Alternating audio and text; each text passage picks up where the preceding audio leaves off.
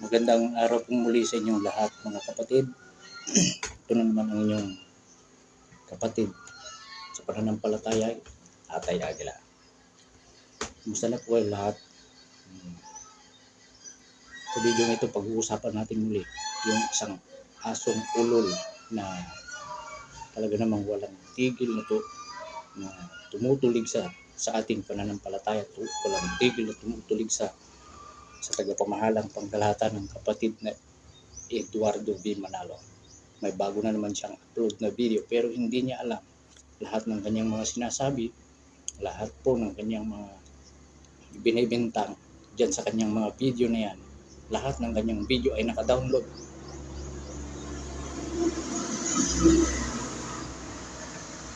Ito, panoorin natin muli kung ano na naman kabulastugan yung kanyang mga pinagsasabi patungkol sa Iglesia ni Cristo, patungkol sa ating tagapamahalang pangkalahatan. Kung pagsalitaan niya ng kung ano-anong masasakit na salita, kesyo mongoloid daw. Ay nawa, ito panoorin natin. Lumapit po kami sa aking abogado at syempre sa iba pa nating mga pwedeng lapitan. Dahil nga po sa inaalam po namin kung sino-sino yung nagpapakalat ng fake news, no? Kesyo patay na daw ako, tinadtad daw ako, kesyo ako daw si Richard Palacio, kesyo nang rape daw ako ng 15 years old, kesyo mayroon daw akong warrant at mayroon na pong qualified tip na wala daw piyansa, kesyo basta marami pang iba. So, alam niyo mga minamahal ko mga kababayan, nakakatawa nga no? Dahil po sa kagustuhan ng Iglesia ng Diablo ni Manalo, no? Na tayo ay patahimikin dahil natatakot nga sila, takot na takot sila sa inyong lingkod. Dahil alam ng Iglesia ni Manalo na talagang mas matindi si Epifanio. Nakakatawa. Mayroon ngayong maniniwala sa'yo na kumuha ka ng abogado mo. Tago ka na ng tago. Paano ka makakakuha ng abogado? Binabaliktad mo na lang yung isipan ng iyong mga followers, yung mga nanonood sa iyo, yung mga kabilang dyan sa iyong iglesia ni Epifanio.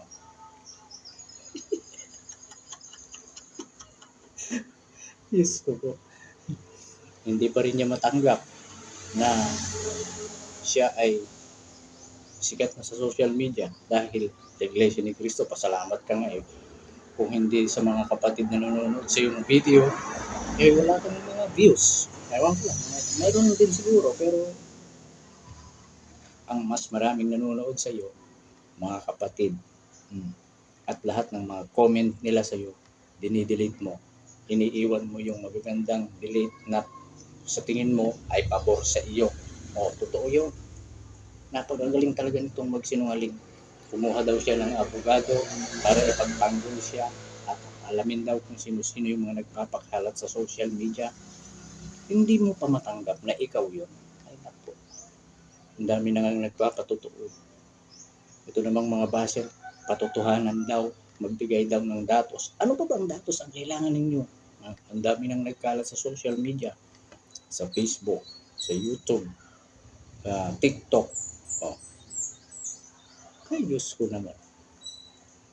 Kayong mga nalinlang ni Epifanio Labrador, napasama kayo sa kanyang iglesia ni Epifanio. Kung gaano ka yung isip niya na manlinlang ng tao, nadadala rin niya kayo kasi pabor kayo sa kanya. Sumasakay kayo sa kanya.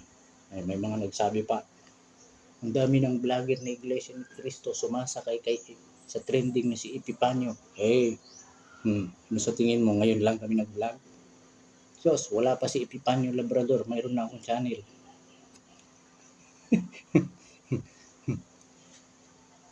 Ngayon lang ako naggagawa ng mga ganitong content kasi nasasaktan ako kasi Iglesia ni Cristo ako. Ipaglalaban ko yung karapatan ko bilang isang Iglesia ni Cristo. Kinakailangan i-voice ang buhay, sige. Walang problema dyan. Itong si Epifanio Labrador ay tago ng tago. Lagi niyang sinasabi, ito, panoorin natin. Sabi niya, huwag daw gagalawin. Isa man daw sa kanyang mga connection. taas ng tingin ng kanyang sarili. Marami daw siyang mga koneksyon.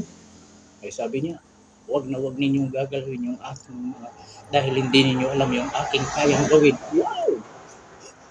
Ito. Mas matindi si Pipanyo Labrador pag bumanat. Pag bumanat. So, kaya gumagawa sila ng paraan. Lahat, pati mga may connection sa akin, gusto nilang guluhin, gusto nilang pinagbabantaan pa nila, mga kababayan. Pinagbabantaan nila yung may mga connection sa akin. Bantaan ninyo. Isa lang ang masasabi ko, kung ano ang kaya nyong gawin, mas kaya kong gawin. Kung marunong kayong pumatay, mas lalo ako. Kung kaya ninyong manggulo, ewan ko lang. Wag na wag ninyo, ito lang sasabihin ko. Isa man sa mga may connection sa akin, wag na wag ninyong sasaktan. Yabang talaga, yabang. Parang napakataas niyang tao tingin niya sa sarili niya. Marami daw siyang kayang gawin na hindi daw kayang gawin ng Iglesia ni Cristo. Yung hindi kayang gawin ng Iglesia ni Cristo na ginagawa mo ngayon ay yung pang-aalipusta sa ibang mga tao kung kani-kanino. Tingnan mo sa mga ini-upload mong mga video. Kung sino-sino mga inaalipusta mo, kung sino-sino mga minumura. Yan ang hindi kayang gawin ng Iglesia ni Cristo. Yung ibinibintang mo na nagpapapatay, may katibayan ka ba? Dinadagdagan mo lang yung kaso mo. Dinadagdagan mo lang yung kaso mo. Nililin lang niya yung mga nanonood sa kanya. Nilalason niya sa pag-iisipan yung mga nanonood sa kanya. Binabaliktad niya. Parang nagmamakaawa na siya ngayon na siya ang kawawa. Sinabihan pa niya ng kay Eduardo, kausapin mo yung mga tao mo, yung mga nasasakupan mo. Ay, Ginoo ko, pastulan.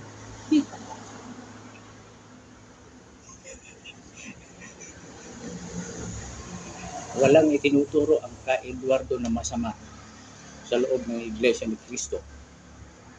Titindigan namin yan. Lahat ng mga kapatid sa loob ng Iglesia ni Cristo, yung tunay na Iglesia ni Cristo.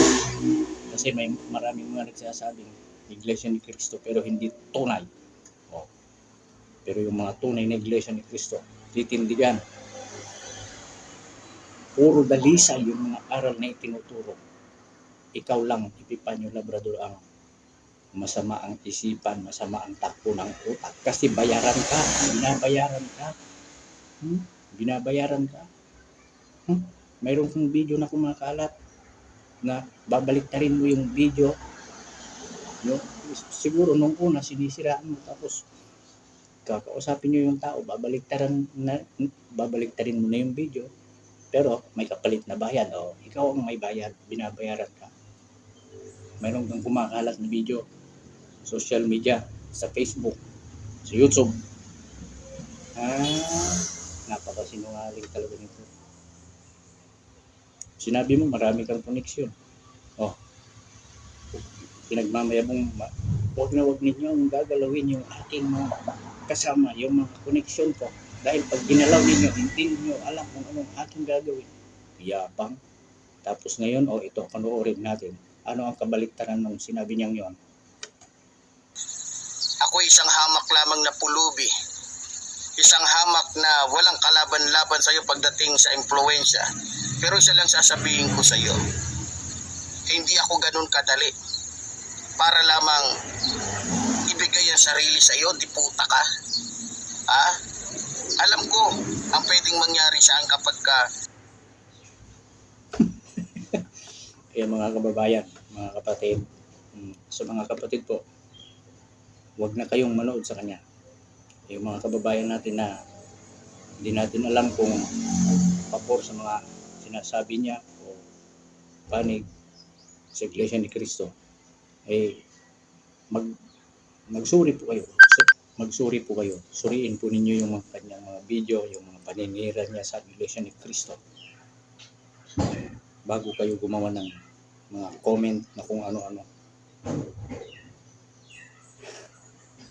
Nakakagigil naman talaga Ako po, Diyos ko, natutupad sa kanya yung nakasulat sa 2 Timoteo 3:1-5. Ngunit alamin mo ito, na sa mga huling araw darating ang magulong panahon. Ito ay sapagkat ang tao ay magiging maibigin sa kanilang sarili, mga maibigin sa salapi, mayayabang, mapagmalaki, mamumusong, masuwayin sa mga magulang, hindi mapagpasalamat, hindi banal, sila ay walang pag-ibig, hindi mapagpatawad, mapanirang puri, walang pagpipigil sa sarili, mabagsik, hindi mapagmahal sa kabutihan. Sila ay mga taksil, mga hindi mapigil at mga mapagpalalo. Iniibig nila ang kalayawan kaysa ibigin nila ang Diyos. Sila ay may anyo ng pagkamakadiyos, ngunit ipinagkakaila ang kapangyarihan nito. Iwasan mo ang mga taong ito.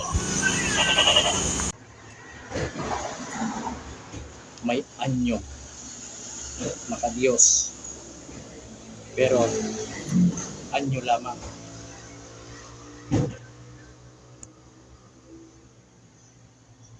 Sakim, maibigin sa kalayawan, inisa-isa doon. So, yung nandyan sa talatang yan ng Biblia, lahat yun nasa kanya na. Binabaliktad niya ang pangyayari ng Iglesia ni Cristo ay mamamatay tao. Kaya siya nga itong may kumakalat na video na mayroon daw siyang tinumba. Oh. Ay, inamin mo pa nung nakaraan mong video nung naging mayor ka sa Priso.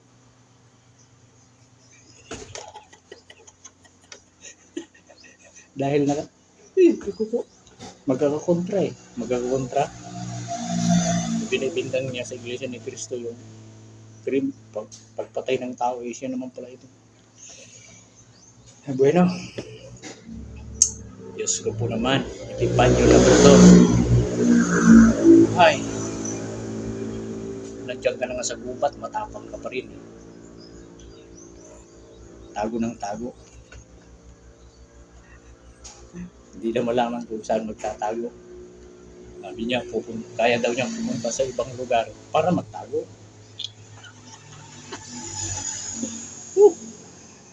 Sige po, maraming salamat at magandang araw po sa lahat. Mag-iingat po tayo muli.